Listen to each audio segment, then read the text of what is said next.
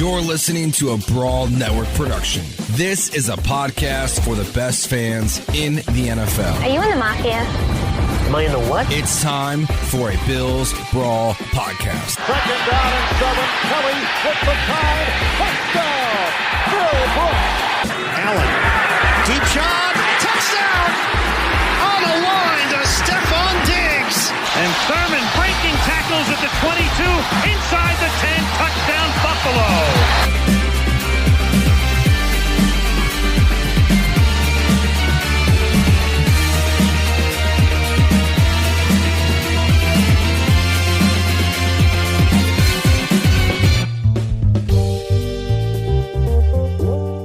All right, let's do this, Bills Mafia. Mike Lindsley here, your host. Talk some Buffalo Bills football here on the Bills Brawl, all a part of the Brawl Network. Get us on Twitter. I'm at Mike L Sports, also at Bills Brawl, and at Network Brawl. So give us a follow on all of those. And our guest today, he's been doing it a long time and doing it great for a long time. Sal Maiorana from the Rochester Democrat and Chronicle, the longtime Buffalo Bills insider and beat man. You can get him on Twitter at Sal Maiorana, and make sure you go visit his website for a lot of his awesome writing as well, baseball, football, etc. at salmaiorana.com. Sal, thanks a lot, buddy. How are you? Good, Mike. How you doing today? I'm good. I figured I'd bring you on and talk some football to give you a break from the absolutely atrocious Yankees. So.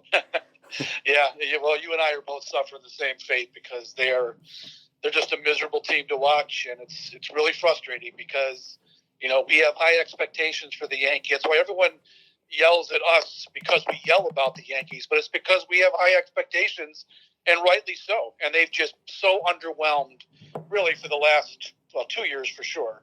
I mean, I thought last year was a disaster, and it shouldn't have been. I mean, the Dodgers won the World Series. Nobody's taken it away. The Yankees did not play well last year, and it's continued this year. And, yeah, it's been ugly. Let's get to the Bills.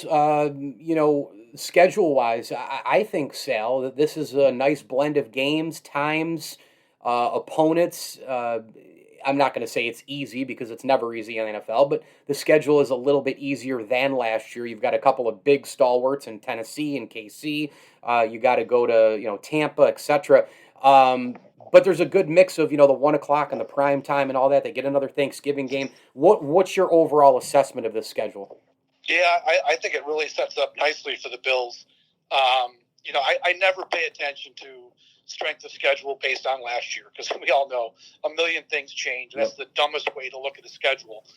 So I'm looking at the schedule in terms of what these teams could be in 2021, and I think the Bills match up very favorably with the bulk of the schedule. So, I think it's going to be tough. We're in 17 games now, so 13, even with an extra game, 13 might be a tough ask for the Bills, mainly because the division's better. They're probably not going to go 6-0 in the AFC East again. So I think that'll be a challenge for the Bills. And they do have some tough road games. Kansas City, Tampa Bay obviously stick out. Tennessee is going to be a tough one. Julio Jones going there sure didn't help the Bills. So they've got some big challenges. But what I like most about this schedule, Mike, is that the way it starts, they've got 3 home games in the first 4 weeks, so they have a chance to get off to a nice start. And then what I really like about it, and some fans hate it because the weather gets so ugly at the end of the year, but they've got 3 of their last 4 at home. And, back in the old days, Mike, when they stunk and it didn't matter that they had home games at the end, it sucked for the fans because nobody wanted to go in lousy weather.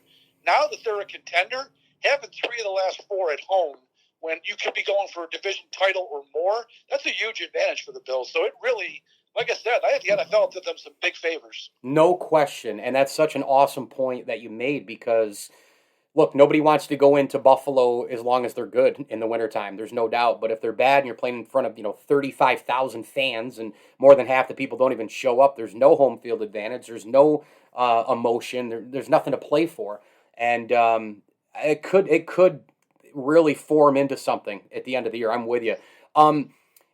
Curious to know what you expect out of the running backs this year. It's kind of a two-parter. What do you expect out of these guys, Singletary, Moss, Breida, etc.?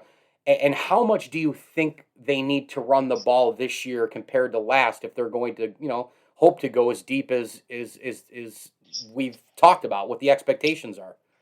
Yeah, so the first part of that question, look, I do expect that Singletary and Moss will be a little better than they were last year.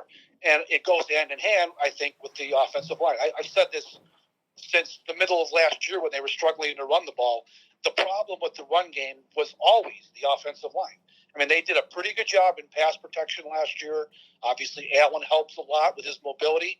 But when they tried to run the ball, Moss and Singletary would get the handoff, and there was generally nowhere to go on half of the plays because the offensive line just did not do a good job at the point of attack. So going into 21, they're hoping that they're going to have the starting five that they originally thought they'd have in 2020, but never had for a single play because of injuries. So they're going to have that group together, and I think that should be an impact to the run game. And I think Singletary and Moss can be a decent 1-2 punch. I was never on this train that they should have picked a running back in the first round because I just didn't think that the running backs on the team were the problem. I thought it was the line. So if the line plays better, they'll run the ball better. Now, the second part of your question, I don't care how much better they run the ball. This is still a pass-first team, and they can't change their identity. They have made it very clear with Josh Allen and the moves they've made at wide receiver and possibly a tight end move coming, who knows. They're a pass-first team. They need to run the ball in certain situations for sure, especially to close out games, but they got to continue to pass the ball. I don't want to see Dable going back to some 50-50 split because that would not be in the best interest of the Bills. There's no doubt. I do think they have to run it a little bit more, though. You know, I mean, I'm with you. It's a pass-first team. We know how electric they are, and Allen and Diggs leading the way. But I do think there's got to be a little bit more from the ground game. And Sal, frankly, maybe it's an indirect running of the ball, right? Maybe there's more utilization of the screen passes, you know, or something of that nature. And let's face it, if you look at the stats last year when the Chiefs had trouble, when they lost, it was two things. People were getting to Mahomes, number one, and of course, the ground game was an unbelievable balance to keep him off the field. Yeah, I agree that the Bills have not been a good screen team. You know, you can argue one of the biggest plays in that championship game, and it might not have mattered because the Chiefs were the better team, but Singletary dropping that screen pass early in the game, that was a huge play. I mean, they could have gone down there and had a double-digit lead with some type of score. Instead, he drops it, they punt, the Chiefs went right back and scored, took the lead, and that was the end of it. So I do think they need to be better in the screen game. And they got some players. It doesn't have to be just Singletary or Moss. I mean, they can get Isaiah McKenzie involved in that. Hell, Cole Beasley could be dangerous in the screen game if they ran those types of plays. So they can do it, I think, but they just haven't been a good screen team in the past. So let's go the other way on this, because there are people out there who say, hey, you know what? Screw it. Just keep doing exactly what you're doing. Keep throwing the football. You just got Emmanuel Sanders. You know what? If you're going to go toe-to-toe with Kansas City, and by the way, there's a lot of other AFC teams out there that people are forgetting about. The Colts are going to be better. The Chargers are going to be better. There's a lot out there competition-wise. Titans, I mean, it's going to be, the division's going to be better. The Ravens, the Browns. But there are some who say, nah, just, you know what, go outscore the Kansas City Chiefs. Do you think the Bills have the capability this year to do that with an even better offense than 2020? Yeah, I mean, I do. I mean, they just scored 501 points, so they've clearly got the talent. I think they could be better on offense. Now, they might not score 501 points. That's an awful tough ask. But I think Emmanuel Sanders at this point is every bit or maybe better a player than John Brown, and that's really the only change they made on offense outside of, you know, hopefully that they're going to get their offensive line in one healthy piece. So if that all happens, you know, realistically and theoretically, they could be a better offense. Again, it might not mean scoring 501. You know, they did score 56 in the last game, so that skews that a little bit. But they can certainly play toe-to-toe with the Chiefs. You know, I think their defense is good enough. I would imagine they've learned enough about the Chiefs, having lost to them twice last year, of how maybe to do a better job on defense against them. So I think that game clearly will be a huge measuring stick. It comes early in the year on a Sunday night, and I think we'll learn a lot about the Bills that night. Sal Maiorana, our guest here on the Bills Brawl. Get him on Twitter at Sal Maiorana and his terrific writing at salmaiorana.com. The Bills this year, next year, year after. Is that what we're looking at for this window to try to get a championship? Does it go beyond that because of the Allen contract, Sal? Well, look, I mean, Josh Allen, he hasn't even signed the extension yet. So, you got to believe that if he continues to play the way he played last year, and I don't think, it's not possible for him to take a step this year like he did last. But if he keeps growing incrementally and gives the Bills similar play and production, he's going to be the quarterback here for a decade plus. So, we all know this is a quarterback league. It's the most overused cliche in sports, but it is true. Once you get that guy in place, as long as you maintain the pieces around him, which Brandon Beane and Sean McDermott have done a great job of doing ever since they got here, there's no reason to believe that the Bills can't go on a run. Again, do they win the Super Bowl? I don't know, but they could certainly be an AFC East power for the next several years for sure. Did you like what they did in the draft? I did not like the fact that they didn't pick a cornerback high. I mean, I trumpeted for a cornerback in the first round in just about everything that I wrote pre-draft. And then once they picked the edge rusher, which was fine. I mean, that kid, he could become a very good player. I don't like the fact that he's got a very limited college experience. I don't like drafting guys like that, especially in the first round.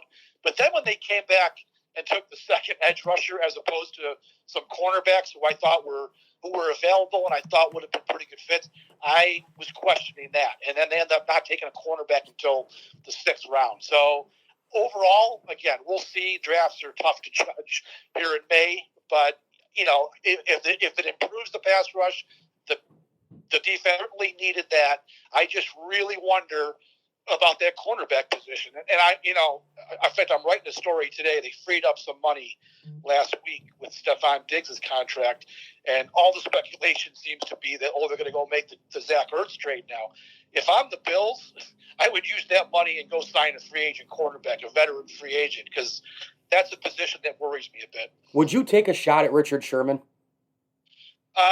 Given the Bills' window, yes, I probably would. I would too. I don't think he's near the player that he once was, obviously, and it would probably have to depend on how much money it would take because, you're not going to give him 1 year for $12 million. That's just too much money. But if he can come in at a reasonable 1 year deal, and you think that maybe this is the 1 year you go all in, I would certainly try to make that move. Sal, what are your thoughts on the situation with fans and all that? I mean, we're going to be at 100% by the time September rolls around, right? Well, I don't know. You'll have to ask Governor Cuomo, but all signs are pointing to it. I know that I just saw it's 80% now for stadiums. I think the Bisons or Buffalo announced that the Blue Jays games will be 80% capacity, I think, in the start of July. So I assume that goes to all other outdoor venues. So at 80% in July, if we keep continuing to have the numbers that we have and, more people get vaccinated, which I don't understand why anybody's not vaccinated, but it's a whole different topic. Let's hope that by September they can go 100%.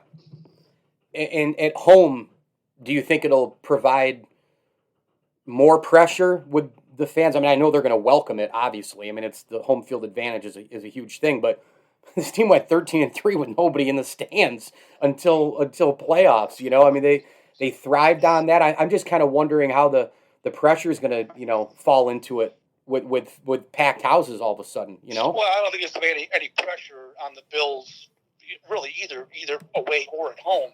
The difference, obviously, I mean, at home it's going to be great.